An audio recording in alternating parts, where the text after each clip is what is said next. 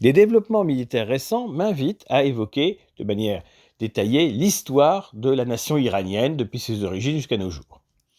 C'est évident que le point de vue européen va favoriser deux périodes, qui sont la Perse antique, qui prend fin avec la conquête islamique, et puis la mise en place de la dynastie des Pahlavis au début du XXe siècle, qui est aussi une résurgence, un retour à ce passé profond, mais qui va amener le contraire, c'est-à-dire, avec la chute du régime, la République islamique d'Iran d'aujourd'hui. Or, il y a eu plus de 1200 ans entre les deux périodes, pendant lesquelles l'Iran a été soumis à des conquérants étrangers, des dominations étrangères, celles des Arabes, celles des Turcs et des Mongols, et aussi à des dynasties nationales qui feront des choix parfois étonnants. On évoquera notamment le choix des Safavides. Cet Iran, ensuite connaître la dynastie Pahlavi avec Reza Shah en 1925, puis après la chute du régime par les anglo-saxons et les Russes, il y aura le régime de Mossadegh, enfin une restauration impériale et la République islamique de Khomeini, puis de Khamenei. Alors, sur le plan historique d'origine, il y a ce qu'on appelle les Indo-Iraniens. C'est une population indo-européenne d'Europe qui habitait, on va dire, l'Est de l'Europe il y a peut-être près de 5000 ans, et qui, il y a 4500 ans au moins, a quitté l'Europe pour aller peupler une partie de l'Asie. D'abord l'Asie centrale, et puis ensuite une séparation en deux branches, celle des Iraniens d'un côté, celle des Indiens de l'autre. Les Indo-Iraniens s'appelaient des Aryas, peut-être du nom originel des Indo-Européens en général, et ils vont se séparer en deux branches, donc les Aryas, qui vont peupler l'Iran, et les Aryas, tout court, qui vont peupler l'Inde du Nord. Les divinités sont assez proches. On verra que cette proximité n'empêche pas des inversions étranges. Alors, les populations iraniennes vont donc peupler la région actuelle par des vagues différentes, des dynasties différentes aussi, des conquérants différents. Les premiers Iraniens identifiés de manière nette, ce sont les Mèdes, qui vont d'ailleurs servir à désigner dans la Genèse l'ensemble de la nation iranienne sous le terme de Madaï. Ces Mèdes sont peut-être les ancêtres des Kurdes. Ils dominent en tout cas la région. Ils conquièrent notamment la Babylonie.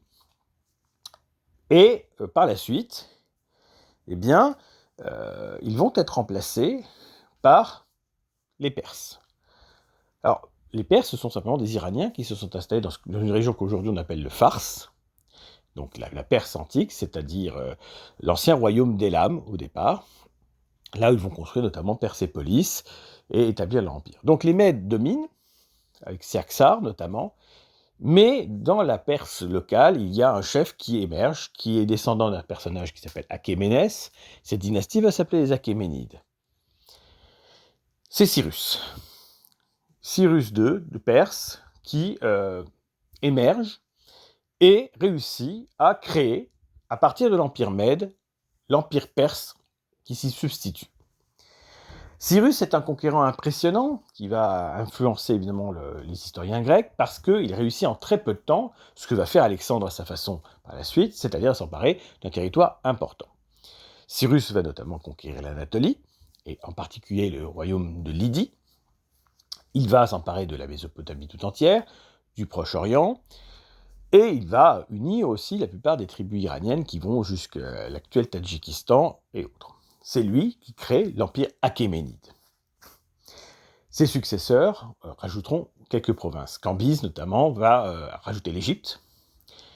Et puis, Darius et ensuite Xerxès vont tenter de soumettre la Grèce, alors qu'ils dominent plus ou moins la Macédoine et la Thrace déjà. Cyrus ne finira pas dans son lit. Il essaiera de soumettre des peuples iraniens nomades, qu'on appelle les Scythes, mais ceci est une stratégie très élaborée qui consiste à éloigner l'ennemi de ses bases arrières et ensuite à contre-attaquer. Et Cyrus sera ainsi vaincu. Dans le monde européen, on connaît surtout Darius et Xerxès par leur volonté de soumettre la Grèce, et donc implicitement l'Europe derrière cela, et ce contentieux va durer ensuite longtemps. Après les victoires grecques, notamment de Marathon, puis ensuite de Salamine, l'Empire perse renonce à la domination de la Grèce. Et il va jouer une autre partition qui va être la corruption, c'est-à-dire qu'ils vont notamment financer les Spartiates pour, on va dire, empêcher toute unité grecque. Effectivement, à partir du moment où ils ne peuvent pas les soumettre, il faut les diviser pour au moins les maîtriser. L'or perse sert à cela. Les Grecs se sont fait respecter, mais les Perses ont peur d'une volonté grecque de reconquête ou de contre-offensive. Elle ne viendra pas des Grecs au sens strict, elle viendra des Macédoniens. Philippe de Macédoine, d'abord, avant d'être assassiné, puis son fils Alexandre, envisagent effectivement d'envahir l'Empire perse. Un empire perse dont ils ont pris connaissance par, notamment, l'Anabase, ce texte de Xénophon, qui montre déjà qu'il y a des grosses faiblesses au sein de l'Empire perse. Xénophon a participé à une opération militaire de mercenaires grecs au profit d'un autre Cyrus, Cyrus le Jeune, qui voulait s'emparer du pouvoir et qui sera évidemment vaincu. Les mercenaires grecs retourneront en Grèce, évidemment par la suite. Alexandre, très rapidement, en 10 ans, tout simplement, va s'emparer de l'intégralité de l'Empire perse, et même va aller jusqu'en Inde, il va dépasser les Perses. Seule la région arménienne semble lui échapper. Alexandre, bien qu'ayant été l'élève d'un Aristote extrêmement hellénocentré, va envisager une sorte de fusion de l'Occident et de l'Orient, qui ne consiste pas à un mélange généralisé, mais à l'union de l'aristocratie gréco-macédonienne avec l'aristocratie perse. Et il va organiser ainsi des mariages qui finiront tous en divorce dès Alexandre mort, mais pour envisager cette fusion. Il sera responsable de la destruction de Persépolis, qui sera envisagée comme la vengeance de la destruction d'Athènes par notamment Xerxès. Ce qui est à mon avis une faute, évidemment, de toute façon.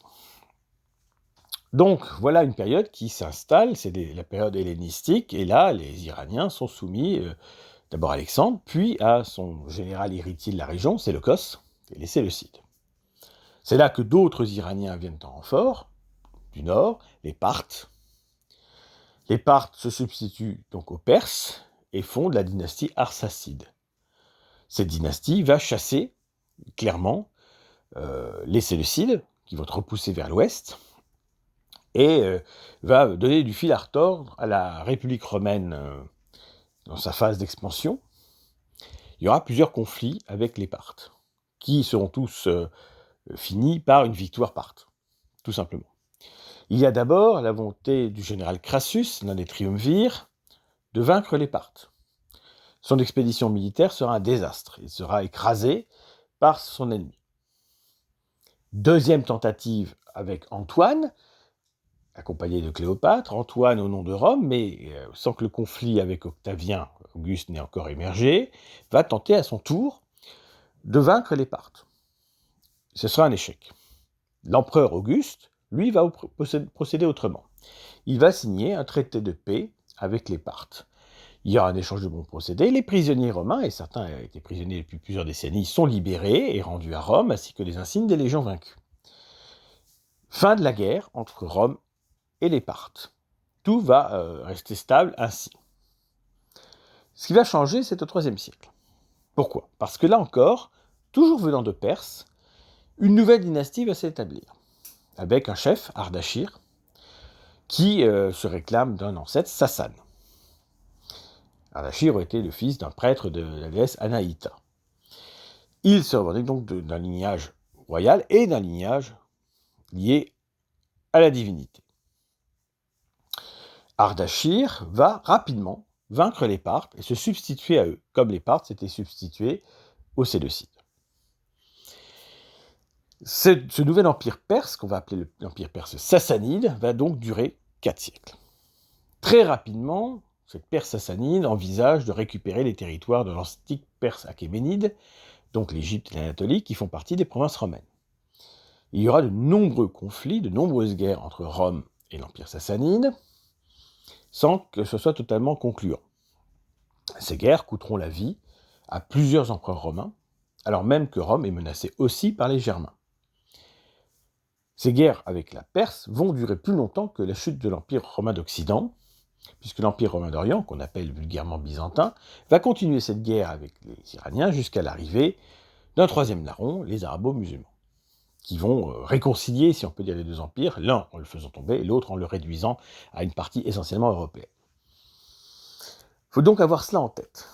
Alors, il y a évidemment, dans l'histoire de la Perse sassanide, de très grands rois, Le des plus connus est Khosrow, ou Khosroès Ier, qui était un Shah humaniste qui a accueilli les derniers philosophes grecs païens, qui a créé une sorte de siècle un peu de lumière pour la Perse, en attirant des savants et autres.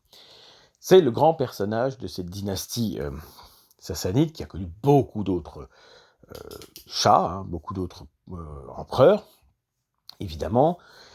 Le dernier subira la même défaite que Darius III face aux Macédoniens et Alexandre. Chose ironique d'une certaine manière. Darius III est vaincu par Alexandre, fuit vers les montagnes de l'Afghanistan, est assassiné par un de ses vassaux, et la dynastie prend fin ainsi. Eh bien, ça va être la même chose au 7e siècle. L'histoire bégaye d'une certaine manière. Donc, d'abord, chose étonnante, l'empire sassanide arrive à son acmé, à son pouvoir maximal avec Khosroès II, ou Khosrow, autour du début du 7e siècle. Vous voyez comme quoi la roche tarpéienne peut être proche du Capitole. Car en effet, l'empire sassanide triomphe assez vite de l'empire romain d'Orient et conquiert des provinces qui étaient celles de l'empire achéménide, par exemple le Proche-Orient, par exemple l'Égypte. L'empire byzantin, donc, est menacé dans son essence même. Alors que l'empire perse est en train de réussir à rétablir l'empire de Cyrus, la contre-offensive romaine va se mettre en place avec Héraclius et va être d'une efficacité redoutable. Non seulement les provinces perdues vont être rapidement récupérées, mais l'armée romaine va assiéger la ville de Ctésiphon, la capitale de l'empire perse, et le Shah d'Iran va tomber.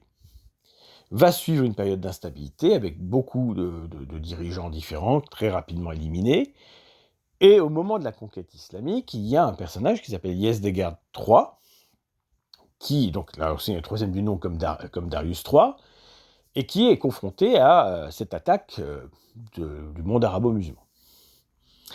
Une attaque qui commence à partir de 632, donc à partir de la mort de Muhammad, et qui va prendre fin vers 651, avec l'assassinat notamment donc de Yezdegerd III et la fuite de son fils Péroz, qui va aller se réfugier en Chine.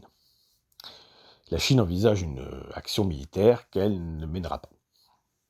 Donc on se retrouve avec Yezdegerd III, qui fuit là aussi vers les montagnes du nord-est, qui est assassiné là encore, et la conquête islamique va s'emparer de l'ensemble du monde iranien, ou presque, imposant donc l'islam jusque dans les montagnes du Tadjikistan. Alors voilà la période où le monde iranien a été authentique qui prend fin. Alors, j'en profite pour ajouter la question de la religion, puisque la religion va changer avec évidemment l'islamisation. La religion iranienne d'origine est très proche de la religion de l'Inde voisine.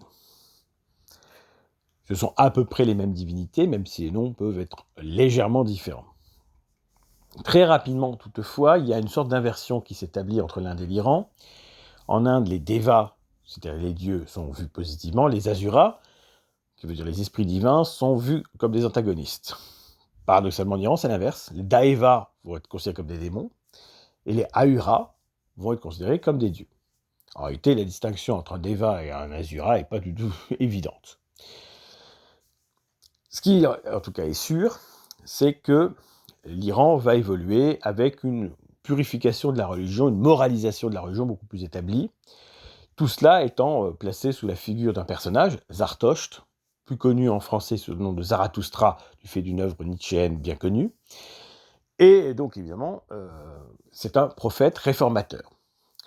La religion iranienne ancienne, donc, est établie selon le principe suivant, qui n'est pas un monothéisme, contrairement à ce que certains croient. Il y a une divinité fondamentale qui s'appelle Ahura Mazda, ce qui veut dire la sagesse divine suprême. C'est sans doute la nouvelle forme prise par un dieu qu'on appelle en Inde Varunia. En Iran, comme en Inde, le dieu céleste, celui qu'on appelle Dyaushpita en vieux perse, n'a plus du tout de rôle significatif. Il est totalement effacé. En Inde, ça sera au profit d'abord du dieu guerrier et orageux Indra, mais dans le cas iranien, c'est bien Ahura Mazda. Ce n'est pas un monothéisme parce qu'il a une parèdre, ce dieu, Ahurani, comme Varunia a comme compagne Varuniani. Aourani a un rôle très mineur, quasiment inexistant, mais elle existe. Et puis, il y a un premier-né, un dieu qui est né de leur union, qui s'appelle Atarsh. C'est le dieu du feu. D'où l'importance du culte du feu, qui parfois est le surnom qu'on donne au masdéisme iranien, donc masdéisme ou zoroastrisme. Masdéisme, si on insiste sur la figure donc, du dieu Ahura Mazda, et puis zoroastrisme, si on valorise plutôt le prophète. Donc, il faut avoir ça un petit peu, on va dire, en tête. Cette religion a donc d'autres divinités, notamment un dieu très traditionnel qui s'appelle Mitra, qui va s'appeler ensuite Mir ou Mer en perse moderne, qui va désigner ensuite le soleil. C'est un dieu des contrats, des serments, de la vérité, qui gagne une fonction solaire et gagne également une fonction guerrière. Mitra est le chef de l'armée des dieux au service d'Ahura Mazda. Mais il y a d'autres divinités. Le dieu indien Indra, qui existait sous la forme Indar en vieux perse, a été démonisé, considéré comme un être maléfique. Mais son rôle est essentiel, dieu de l'orage, dieu de la guerre, dieu de la victoire. Il est réintroduit sous le nom de Veretragna en vieux perse, de Bahram en perse contemporain, qui désigne par exemple le nom de la planète Mars aujourd'hui, en iranien, par hasard. Et il y a une déesse des eaux, de la fertilité, de l'amour et autres, qui s'appelle Anaïta, qui aujourd'hui est appelée Nahid, et qui est assimilée à la planète Vénus. Il y a de bien nombreux autres dieux qui d'ailleurs rappellent parfois les dieux indiens. L'équivalent de Vishnu s'appelle Rashnu, c'est le dieu de la justice. Il y a un dieu Ram, dieu de la joie, qui pourrait rappeler Rama en Inde. Et par exemple, simplement, la déesse du désir amoureux en Inde, qui s'appelle Rati, s'appelle Rata en Iran, et désigne la déesse de la charité, c'est-à-dire de l'amour purifié, si on peut dire. Donc on voit bien cette parenté. Et puis il y a des divinités spécifiques au monde iranien, comme Dervashpa, déesse donc des chevaux et quelques autres. Voilà un petit peu comment cette religion s'établit. Donc des apparences de monothéisme par le rôle fondamental d'Ahura Mazda, mais ensuite un polythéisme de fait. Il y a par ailleurs des hétérodoxies qui vont être des scissions ou des, on va dire, des mouvements nouveaux qui vont être combattus par l'Empire perse, qui est un empire qui, comme l'Empire romain, va combattre effectivement les nouvelles religions lorsque celles-ci aspirent à la domination. Les Perses vont combattre les manichéens, exactement comme les Romains. Ils vont interdire le christianisme, exactement comme les Romains. La forme chrétienne locale de l'Iran s'appelle donc d'un nom spécifique, mais c'est la même chose. Voilà, les Nestoriens, pour être précis. Ils vont combattre également des sectes qui n'existent pas à Rome, par exemple, les urvanistes. Alors, qui sont les urvanistes ? Eh bien, ce sont des adeptes d'un dieu Zurvan, dieu du temps, qui serait l'ancêtre commun du dieu du bien et du dieu du mal, qui sont ainsi vus comme deux fils équivalents. Dans le masdéisme iranien, le dieu du bien est supérieur au dieu du mal. Ce n'est pas le cas dans les doctrines qui les mettent à égalité. Et donc, qui sont des doctrines considérées comme des hérésies et combattues comme telles. Vis-à-vis du judaïsme, l'Empire perse, depuis l'époque achéménide jusqu'à l'époque sassanide, est plutôt tolérant, voire favorable, à quelques exceptions près, notamment le règne de Bahram V. Si on regarde l'attitude à l'égard des religions, donc par exemple polythéistes de l'Ouest, de la religion grecque, il n'y a pas du tout de démonisation des dieux des autres. Au contraire, puisque le masdéisme ne s'adresse qu'au peuple iranien, les Perses respectent le culte des dieux grecs, par exemple. Pour ces derniers, d'ailleurs, les figures de la tradition mythologique et religieuse iranienne sont homologues de leur propre dieu. Il y a un Zeus Oromasdes qui est évoqué, donc fusion de Zeus et d'Ahura Mazda, un Apollon Mithras, qui va servir de base en Cappadoce au culte de Mithra dans l'Empire romain, et même un Arès Artagnes, ce fameux Veretragna que j'ai évoqué tout à l'heure. Quant à la déesse Anaïta, sous le nom de Anaïtis, elle est assimilée à Athéna, Artémis ou Aphrodite, selon les cas. On voit qu'il n'y a pas d'intolérance religieuse. Le masdéisme est une religion ethnique, réservée au peuple iranien, mais c'est une religion tolérante et qui n'a pas peur de représenter les divinités. Il n'y a pas de tabou de représentation dans le masdéisme iranien. Alors vient donc les temps sombres de la conquête islamique avec Omar, et l'Iran donc va tomber. L'Iran va tomber, mais il y a toute une tradition en Iran qui va s'établir sur laquelle Ali, qui donc est un personnage principal du chiisme iranien, aurait épousé une des filles du Shah d'Iran, une Shah Banu, donc une fille du dernier Shah d'Iran, comme une sorte de continuité, évidemment totalement imaginaire, mythe qui va être totalement mis en avant à partir du XVIe siècle. Conquête donc par les Arabes, les musulmans. Une raison simple, c'est aussi la trahison des mercenaires arabes de l'armée perse. Et donc le monde iranien tombe sous le joug de l'islam, tombe sous le joug des Arabes. Assez rapidement, les Omeyyades vont perdre le pouvoir. À partir de 750, ils vont être remplacés par les Abbassides. Donc ces Abbassides qui, évidemment, vont se mettre en avant et qui vont changer de capitale. Les Omeyyades avaient pris la ville de Damas comme capitale, et c'est la ville de Bagdad, fondée en 762, qui va servir de nouvelle capitale. Alors intéressant de noter que la ville de Bagdad, qui est aujourd'hui la capitale de l'Irak, a un nom iranien. C'est la ville du dieu. Baga veut dire Dieu en vieux perse. C'est une particularité de la langue perse. Donc, nom iranien de cette ville. En fait, très rapidement, sous les Abbassides, eh bien, le monde iranien prend sa revanche culturelle sur le monde arabe. Un peu comme la Grèce va dominer Rome, lorsque Rome croit avoir dominé la Grèce, l'avoir conquise en tout cas. La nation vaincue qui, aujourd'hui, prend sa revanche. Donc, c'est intéressant de voir ça. Ça n'empêche des révoltes des zoroastriens iraniens, qui sont quand même la majorité de la population. Une grande révolte en 837 va avoir lieu autour d'un personnage qui s'appelle Babak. Et ce Babak va tenter effectivement de soulever la population iranienne contre les Arabes, et il échouera, et il sera tué. Voilà. On est à la tête d'un courant qui s'appelait les Rohardim, voilà. Donc un courant de révolte zoroastrienne. Alors, eh bien, au IXe siècle et au Xe siècle, la contre-offensive va avoir lieu. La persécution des Mazdéens iraniens, des zoroastriens, ne va pas cesser. Donc contre la Mazda Yashna, c'est le nom iranien de cette religion, hein, la foi en Mazda.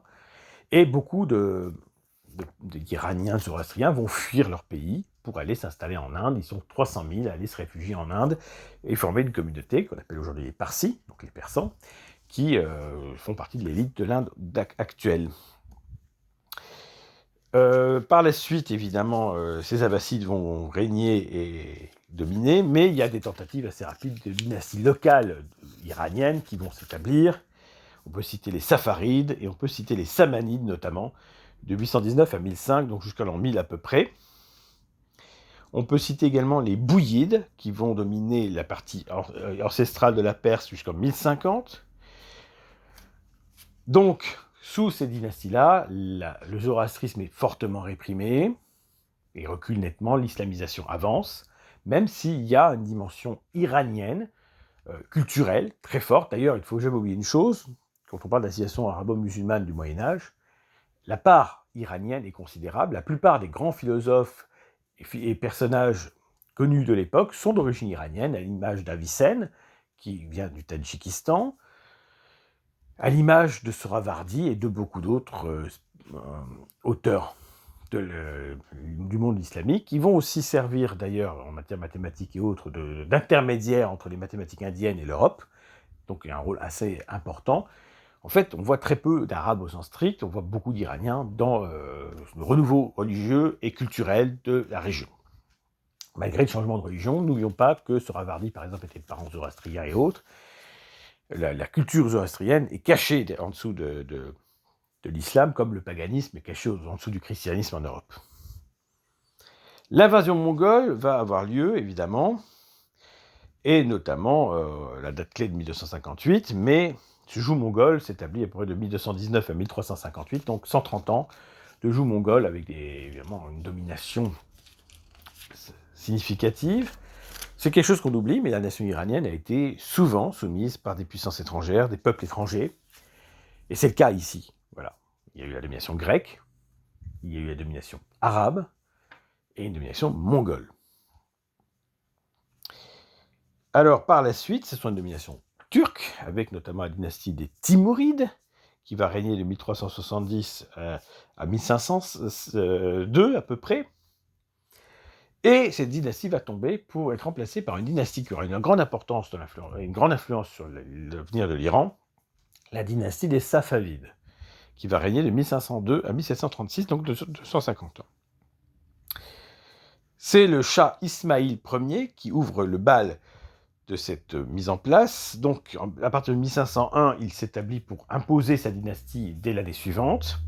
Et c'est lui qui impose le chiisme iranien comme religion de la nation iranienne. C'est-à-dire qu'il y a une islamisation d'eux, mais qui consiste à la fois à la destruction du mazdéisme iranien qui ne se relèvera quasiment pas à ce moment-là, qui avait encore des beaux restes malgré tout, malgré les siècles, et surtout le changement de religion qui impose aux Iraniens sunnites de devenir des Iraniens chiites. Alors ça a beaucoup de conséquences, c'est-à-dire que si les Safavides imposent le chiisme dans le monde iranien qu'ils dominent, les Iraniens en dehors de l'Iran, Baloutch, Pashtoun, Tadjik, Kurdes et autres, vont rester sunnites. Donc ça va couper l'Iran, au sens strict, des autres peuples iraniens voisins. C'est un changement très important qui va aboutir à l'Iran contemporain, mais qui empêche justement tout rêve de recréer l'empire perse ancien, puisqu'il n'y a plus la même religion. C'est important d'avoir ça en tête. Parmi les figures, évidemment, de cette dynastie, il y a Abbas Ier, qui va régner de 1587 à 1625, et qui va notamment amener beaucoup de peuples du Caucase en Iran, qui vont être amenés comme soumis. Donc 300 000 Arméniens, 200 000 Géorgiens, 150 000 Circassiens qui vont être installés, islamisés, chiitisés, si on peut dire. Parmi les grandes figures, évidemment, en dehors d'Abbas Ier, il y a Nader Shah, qui va mourir assassiné en 1747. Et puis, il y a une dynastie qui va se mettre en place pendant encore 150 ans, les Qajars, qui rentrent au pouvoir, si on peut dire, en 1796 et le quittent en 1925 avec la révolution iranienne, la mise en place de Reza Shah. Une des figures importantes de Qajar, c'est Agha Mohammad Khan.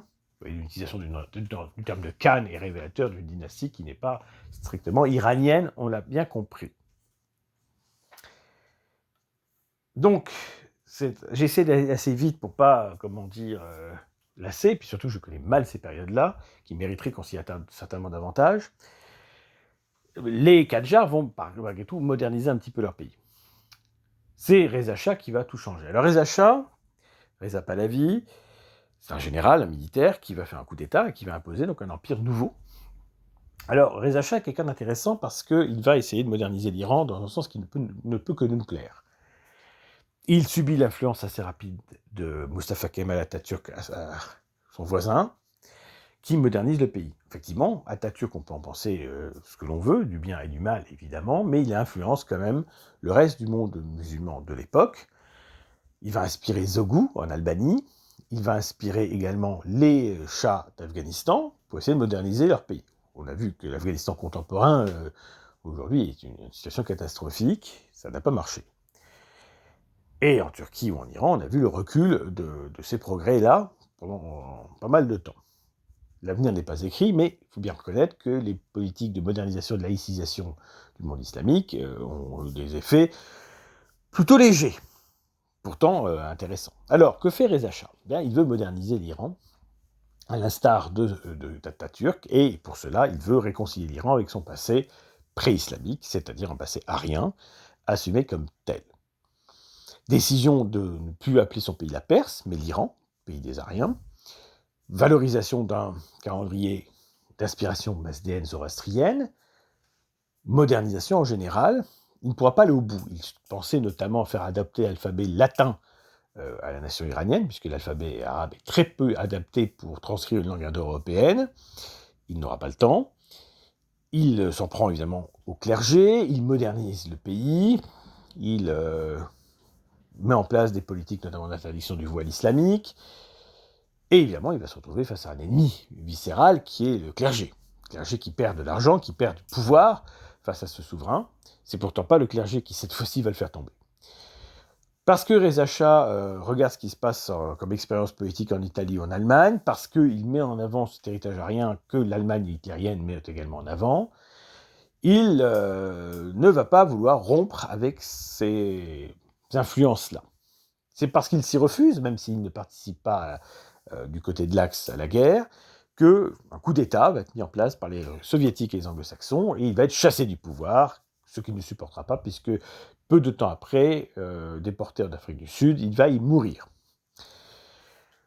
L'Iran est donc sous contrôle à la fois soviétique et anglo-saxon. Après la Seconde Guerre mondiale, la nation iranienne retrouve sa souveraineté politique, et on retient notamment un responsable de premier plan, un premier ministre, qui s'appelle Mossadegh, qui va notamment vouloir nationaliser le pétrole iranien. Vieille revendication depuis longtemps face notamment au consortium anglo-saxon. Ça ne va pas plaire du tout, et les anglo-américains vont faire en sorte qu'un coup d'État ait lieu. Et ils vont mettre qui à la place ? Eh bien, le propre fils de Reza Shah, Mohammad Reza Pahlavi, qui est donc intronisé empereur, et qui va régner pendant une bonne vingtaine d'années. Alors, Mohammad Reza Pahlavi veut continuer bien sûr l'œuvre de son père. Il met en place ce qu'on appelle la Révolution blanche en matière agricole et autres, c'est-à-dire l'expropriation du clergé, la modernisation au forceps du pays. Et puis son modèle va être progressivement De Gaulle, il va vouloir que l'Iran soit non aligné, alors qu'au départ c'est un allié évidemment précisément de l'Ouest, sans vraiment se rapprocher de l'Union soviétique. Il rompt en tout cas avec l'idée d'un soutien unilatéral vis-à-vis des États-Unis, ce qui ne va pas plaire bien entendu. Il veut construire une nouvelle capitale, qu'il voudra appeler Arya Shah, la cité des Aryans. Il a toute une ambition de modernisation et de réeuropéisation de l'Iran. Il fête ainsi avec faste les 2500 ans de l'Empire achéménide, donc il fait le lien avec la longue mémoire, mais tout cela coûte très cher, et ça favorise les oppositions. Parti unique, police politique, la SAVAK, le régime iranien n'est pas une démocratie. C'est un empire, et même si le souverain veut faire avancer son pays dans le bon sens, les oppositions se structurent. Il y a deux oppositions principales. Il y a l'opposition islamique, ce qu'on appelle entre guillemets les Noirs, et puis il y a l'opposition marxiste, ce qu'on appelle entre guillemets les Rouges. Il y a donc une alliance rouge-noire qui se met en place contre le régime du Shah. Par ailleurs, Carter, président américain, va demander au Shah d'Iran, pourtant déjà atteint d'un cancer et fragilisé, de libéraliser la politique, en termes clairs, d'arrêter le rôle de la police politique. Donc tout cela, c'est évidemment fait conjonction des choses autour d'une figure, un personnage, un prêtre, un mojtahid, comme on dit en termes techniques, l'ayatollah Khomeini, qui va devenir le symbole de la résistance. Lorsque le Shah d'Iran, malade, va quitter le pouvoir et s'enfuir, il est lâchement trahi par les Américains d'ailleurs, puisqu'il ne pourra être accueilli au final qu'en Égypte, où il finira par mourir, eh bien, Khomeini est renvoyé en Iran, acclamé par la population, et le régime se met en place. Et très rapidement, en fait, l'alliance des Rouges et des Noirs se retourne contre les Rouges, qui sont écrasés, et qui vont aussi être victimes de la révolution islamique, qu'on pourrait appeler une réaction islamique en réalité, qui impose en 1979 le régime qui est toujours en place aujourd'hui. Nous sommes en 2025, et ça fait donc, pour être précis, 46 ans que le régime islamique est en place en Iran. Il opprime la population, fixant un cadre religieux à tout, notamment l'imposition du voile islamique en Iran, c'est quelque chose qui choque beaucoup, une répression constante avec des milices qui ont remplacé la SAVAK tout simplement, et qui sont bien pires encore, notamment les gardiens de la Révolution. Donc c'est un régime oppresseur qui, depuis quelques années, est quand même très fragilisé. La surprise est venue assez récemment, puisque c'est un régime chiite, donc ses alliés, ce sont des chiites, par exemple le gouvernement syrien avant qu'il ne tombe, par exemple les Houthis au Yémen, ou le Hezbollah au Liban, etc. Or, ces alliés de l'Iran sont tous très fragilisés. Le régime syrien est tombé, parce que notamment les Russes n'ont pas eu les moyens de le défendre, alors qu'ils sont empêtrés dans une guerre que Poutine a voulu en Ukraine. Le Hezbollah a subi une répression militaire extrêmement efficace et complètement décontenancée, voire même détruite par Israël. Et puis, il y a ce soutien étonnant du régime iranien au Hamas, qui a abouti au crime du 7 octobre, et qui n'a pas été oublié, et qui est une des raisons qui explique la guerre qui vient de commencer entre Israël et l'Iran. Une guerre voulue par le Premier ministre israélien depuis longtemps, qui a toujours désigné l'Iran comme sa bête noire et qui a mis en garde contre la menace d'un accès à la bombe nucléaire du pays. Et donc, on ne sait pas ce que ça va donner ce conflit-là, mais on peut peut-être espérer que le régime actuel, qui est même infâme et détesté par la population, s'effondre. Chose à souligner, le régime islamiste désislamise le pays à grande vitesse par effet d'hétérotélie, c'est-à-dire que la population iranienne n'en peut plus, et donc finalement, le régime islamiste a comme conséquence de l'écœurement et le choix d'autres religions. Certains sondages secrets indiqueraient que 18% des Iraniens aujourd'hui se référeraient au zoroastrisme, ce qui est considérable, qu'une quinzaine de pourcents se référeraient au christianisme, que beaucoup de gens seraient athées, et que les vrais partisans du régime hôte seraient moins de 20% de la population. C'est dire si ce régime est impopulaire, c'est dire s'il ne tient que par la violence et la répression, mais il tient à un fil. Et on verra si ce fil rompt ou pas. L'intervention militaire d'Israël, qui n'est pas une attaque au sol, peut déstabiliser suffisamment les institutions du régime, car il ne faudrait pas une invasion militaire, elle ne pourrait que renforcer au contraire le régime. Mais elle n'aura de toute façon pas lieu. Il ne faut pas que le nationalisme iranien soit entretenu du côté du régime en place. Il est intéressant de voir que le pouvoir iranien dénonce une attaque contre la République islamique et pas une attaque contre la nation iranienne. Il faut bien comprendre que de la même façon que Poutine en Russie a expliqué que le nationalisme, pour lui, ne pouvait mener qu'à la ruine de la Russie et au nazisme, le régime de Khomeini et donc de Khamenei désormais est totalement antinationaliste. Le nationalisme iranien est interdit et sanctionné. La nation iranienne doit se soulever contre un régime qui l'opprime et qu'elle déteste. Mais pour le moment, rien ne l'indique. On verra si ces actions militaires qui ont eu lieu ont un effet positif ou négatif par rapport à cela. Et on voit bien que le régime de Poutine ne défendra pas l'Iran, clairement. C'est dire d'ailleurs sa fragilité aujourd'hui, et intéressant de le voir quand même d'un point de vue géostratégique. Donc pour résumer un petit peu l'histoire de l'Iran, vous avez vu que je suis passé quand même très vite sur la période médiévale, même si elle est structurante notamment par l'adoption du chiisme, parce que la nation iranienne, c'est autre chose que cela.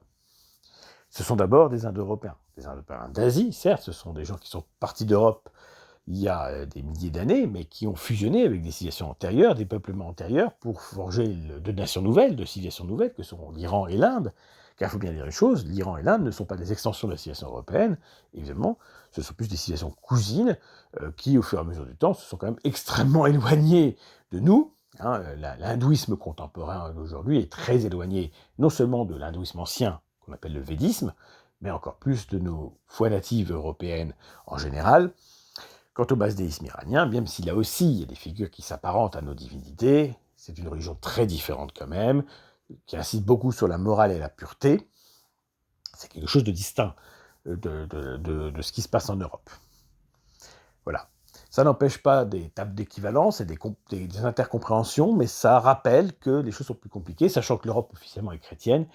On sait que c'est un peu plus compliqué que cela, évidemment. Mais il ne faut pas tomber dans le piège, évidemment, de croire que deux civilisations se seraient face à face dans le cas présent, même si l'Empire perse et les Grecs se sont combattus, même si l'Empire perse, sassanide et les Romains se sont combattus, il y avait un respect mutuel de ces deux grandes civilisations, et des influences mutuelles également qui ont pu avoir lieu. C'est pas du tout pareil qu'avec l'islam sunnite, c'est pas du tout pareil qu'avec le monde arabe d'une manière générale, qui est d'une autre nature. Mais voilà un petit peu ce qu'on peut dire. La nation iranienne, la nation persane, évidemment, peut jouer un rôle dans le futur important, à condition que, et c'est une des vraies préoccupations qu'on peut avoir, que l'État iranien actuel survive à la chute du régime. Il a survécu à la chute des Pahlavis, on peut espérer qu'il pourrait survivre à la chute du régime en place, qui pourrait se voir succéder, par exemple, une monarchie constitutionnelle avec Reza II Pahlavi à sa tête. Mais si Reza II a un discours extrêmement courageux et travaillé, il n'est pas certain que le peuple iranien veuille restaurer l'empire.